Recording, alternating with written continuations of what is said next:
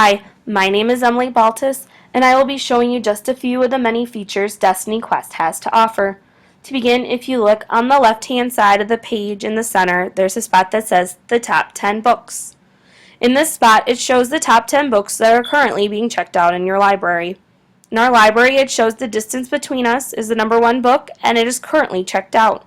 If I go to the number 2 book, I see that Joan of Arc is listed, the call number is listed underneath of it, and that it is also currently in.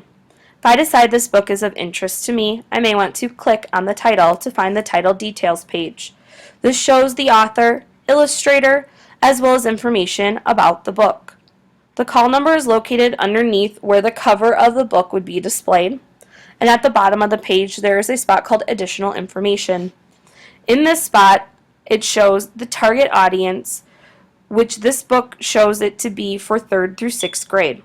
If I click next to additional information, there's a spot for awards, if there are any awards for the book, as well as any reviews that students may have given for this book in the library. Right now, this book has not been reviewed yet.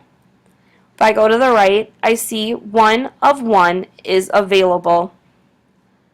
Underneath the call number is a spot called the Shelf Browse. By clicking on this feature, many of my students like to see what other books may be located near this book and if they are interested to them, as well as if there are any books on the shelf that will be able to help them find this book when they go out into the library to search. If I decide this is a book of interest to me, I may want to click on the Add to This List button.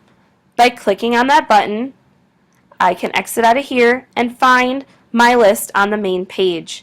It shows there is 1 title on my list, and that it is Joan of Arc. I may want to continue to use this until I am done today. If I'm using the guest account, a lot of times I tell students I would like them to click Remove All so it's ready for the next student. But a good way to use this is if you are using an actual login account. The student may want to keep this list for the future. If I go back to the main page, I see a spot that says Resource Lists. This is a place where I like to create lists for students that may be of interest to them or pertaining to one of their classes. I like to make an Iowa Children's Choice Award list, an Iowa Teen Award list, as well as a lot of times at the beginning of the year I will have a back to school list displayed here. There's a spot next to it called the New Arrivals. This spot shows all of the new books in the library. If the student decides they want to search for a book individually based on author, title, or subject, they may click next to Find and search for it. Say I decide I want to search for ghosts. This ends up being a very broad search because I end up with 259 results. I then can narrow my search based on author, subject, genre, lexile, or any of the other options on this left-hand side. If I decide that I would like to maybe narrow it down a little differently, I could go up to Advanced Search.